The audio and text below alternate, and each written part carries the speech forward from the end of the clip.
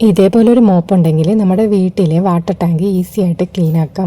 ഇതേപോലത്തെ മോപ്പ് നിങ്ങളുടെ കയ്യിലില്ലെങ്കിൽ ഏതെങ്കിലുമൊക്കെ മോപ്പിന്റെ സ്റ്റിക്കോ അല്ലെങ്കിൽ മറ്റെന്തെങ്കിലും സ്റ്റിക്കോ ഒക്കെ കയ്യിൽ കാണുമല്ലോ, ഇതിൽ വെച്ചിട്ട് ഈസി ആയിട്ട് നമുക്ക് ഉണ്ടാക്കാവുന്നതേ ഉള്ളൂ. ഒരു വലിയ സ്റ്റിക്ക് ഇതേപോലെ എടുക്കുക, അതിൻ്റെ താഴെ ഭാഗത്ത് വേറൊരു സ്റ്റിക്ക്, ചെറിയ സ്റ്റിക്ക് കെട്ടി വെച്ചിട്ട് അതിലേക്ക് ഇതേപോലെ ബനിയൻ ഇട്ട് കൊടുക്കുക.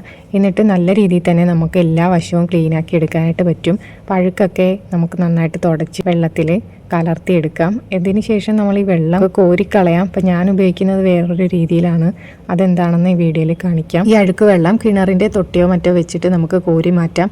അതല്ലെങ്കിൽ മാർക്കറ്റിൽ നിന്നൊക്കെ നമുക്ക് ഇതേപോലെ പമ്പ് ചെയ്ത് വെള്ളം കളയാവുന്ന വാങ്ങിക്കാനായിട്ട് കിട്ടും. അത് പൈപ്പിൻ്റെ ഉള്ളിലേക്ക് കയറ്റി വെച്ചിട്ട് നമുക്ക് പമ്പ് ചെയ്ത് കളയാം. അപ്പം അതെങ്ങനെയാണെന്ന് ഈ വീഡിയോയിൽ കാണിക്കുന്നുണ്ട്. ഇങ്ങനെ കയറ്റി വെക്കുമ്പോൾ നന്നായിട്ട് ടൈറ്റായിട്ട് ഇരിക്കാനായിട്ട് ഒരു മഞ്ഞ ടേപ്പ് ഇതേപോലെ ചുറ്റി കൊടുക്കുക. എന്നിട്ട് അതിലേക്ക് വെച്ച് കൊടുക്കുക. ടാങ്കിനുള്ളിലേക്ക് ഇറക്കി കൊടുക്കുമ്പോൾ വളഞ്ഞു പോകാതിരിക്കാനായിട്ട് ഇതിൻ്റെ കൂടെ ഒരു സ്റ്റിക്കും കൂടി വെച്ചിട്ട് കെട്ടിക്കൊടുക്കുക. ഈ കാണുന്ന പോലെ മേളിലും നടുക്കും താഴെയുമായിട്ട് കെട്ടിക്കൊടുക്കുക. ഞാനിത് എവിടെയും കണ്ടതൊന്നും അല്ല കേട്ടോ, പെട്ടെന്ന് ഇത് ക്ലീൻ ആക്കാനായിട്ട് എനിക്കിപ്പോൾ തോന്നിയ ഒരു ഐഡിയയിൽ ഞാനിത് ക്ലീൻ ആക്കുകയാണ്. അപ്പോൾ ഇന്ന് മഴയൊക്കെ ആയ കാരണം നമുക്ക് വീഡിയോ കൃഷി കാര്യങ്ങളൊന്നും നടന്നില്ല. ഈ ടാങ്ക് ക്ലീൻ ആക്കാമെന്ന് വിചാരിച്ചു, കൂട്ടത്തിൽ വീഡിയോ എടുത്ത് നിങ്ങളെയും കാണിക്കാമെന്ന് വിചാരിച്ചു. ഇതേപോലെയുള്ള കാര്യത്തിനൊക്കെ ആണുങ്ങളെ എപ്പോഴും ബുദ്ധിമുട്ടിക്കേണ്ട ആവശ്യമൊന്നുമില്ല. അപ്പോൾ അതുകൊണ്ട് നമുക്ക് വീട്ടിലുള്ള സ്ത്രീകൾക്കും ഇതേപോലെയൊക്കെയുള്ള മാർഗ്ഗങ്ങളിലൂടെ ടാങ്കൊക്കെ ക്ലീൻ ആക്കാനായിട്ട് പറ്റും. ഈ ടാങ്കിൻ്റെ താഴെ ഭാഗത്തായിട്ട് പൈപ്പ് പിടിപ്പിച്ചിട്ടുണ്ട്.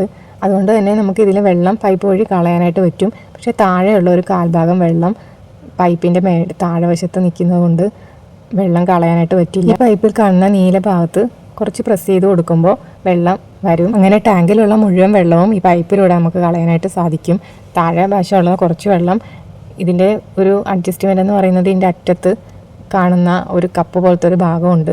അത് ഈ ടാങ്കിൻ്റെ ഉള്ളിൽ മുട്ടി നിന്ന് കഴിഞ്ഞിട്ടുണ്ടെങ്കിൽ എന്ന് വെച്ചാൽ വെള്ളത്തിൻ്റെ അടിയിൽ ഇതേപോലെ കിടക്കണം. അപ്പോൾ മാത്രമേ വെള്ളം അതിലൂടെ വരുള്ളൂ.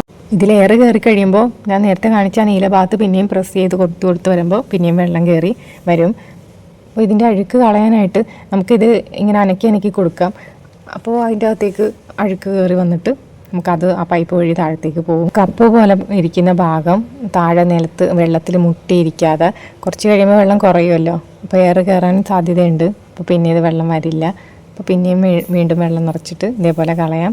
2 പ്രാവശ്യം അങ്ങനെ ചെയ്യുമ്പോൾ മുഴുവനും പോകും. അതല്ലെങ്കിൽ വല്ല തുണിയിട്ട് തുടച്ചെടുക്കാം. എന്നാലും മാക്സിമം വെള്ളം ഇതിൽ കൂടി പോകും. ഇതിൽ നല്ല രീതിയിലൊക്കെ ടാങ്ക് ക്ലീൻ ചെയ്യാനൊക്കെ അറിയുന്നവരുണ്ടായിരിക്കും.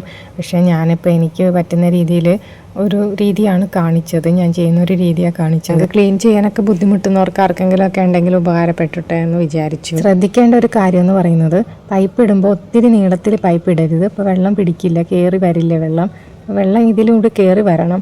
അപ്പോൾ കയറി വരണമെങ്കിൽ ഒന്നെങ്കിൽ പൈപ്പ് ഫുള്ളും അകത്തിട്ട് പ്രസ് ചെയ്യുക. അപ്പോൾ ഏകദേശം വെള്ളം കയറും. വെള്ളം കയറി കഴിയുമ്പോൾ ഈ പുറത്തേക്ക് കൊണ്ടുവന്നിട്ട് പിന്നെയും പ്രസ് ചെയ്യുക. അപ്പോൾ വേഗത്തിൽ വെള്ളം കിട്ടും. അതല്ലെങ്കിൽ ആ വെള്ളം ഇപ്പുറത്തെ വശത്ത് കൂടി നിറച്ച് കൊടുക്കണം. ഫുള്ള് വെള്ളം അതിൽ നിറക്കുമ്പോൾ എയർ കയറാതിരിക്കുക എന്നുള്ളതാണ്. എയർ കയറി കഴിഞ്ഞിട്ടുണ്ടെങ്കിൽ വെള്ളം ഞാൻ പറയുന്നത് നിങ്ങൾക്ക് മനസ്സിലായിട്ടുണ്ടെന്ന് വിചാരിക്കുന്നു. അപ്പോൾ നമുക്കൊന്ന് ചെയ്ത് നോക്കുമ്പോൾ തന്നെ മനസ്സിലാവും. എന്തായാലും ഇതിൽ ഇവിടെ നമുക്ക് വെള്ളം പുറത്തേക്ക് വരും. ഇത് ചെയ്താൽ സക്സസ് ആയിട്ടുള്ളൊരു കാര്യം തന്നെ. ഈ കാണുന്ന ഈ പൈപ്പ് നമ്മുടെ വീട്ടിലുണ്ടായിരുന്നുകൊണ്ടാണ് നമുക്കിങ്ങനെ ചെയ്യാനായിട്ട് പറ്റിയത്. ഇങ്ങനെ ചെയ്ത് നോക്കിയത് വല്ലാതെ കുറേ രീതിയിൽ നോക്കി. അകത്തുനിന്ന് വെള്ളം പുറത്തേക്ക് എടുക്കാനായിട്ട് ഇപ്പോൾ നമ്മൾ തൊട്ടിയൊക്കെ ഉപയോഗിച്ചിട്ട് ഞാൻ പറഞ്ഞല്ലോ, കിണറ്റിൻ്റെ തൊട്ടി ഉപയോഗിച്ചിട്ട് കോരി മാറ്റിയാലും വെള്ളം ഫുള്ള് നമുക്ക് കിട്ടില്ല. കുറേ കിട്ടും, പക്ഷേ അറ്റത്ത് ഇത്രയും എന്തായാലും എടുക്കാൻ പറ്റില്ല തൊട്ടി വെച്ചിട്ട്. ഇപ്പോൾ വീഡിയോ ഇഷ്ടമായി എന്തായാലും ലൈക്ക് ചെയ്യണേ. സബ്സ്ക്രൈബ് ചെയ്യണമെന്ന് ഞാൻ പറയില്ല, കാര്യം ഞാൻ കൃഷി വീഡിയോസാണ് കൂടുതലും ഇടുന്നത്.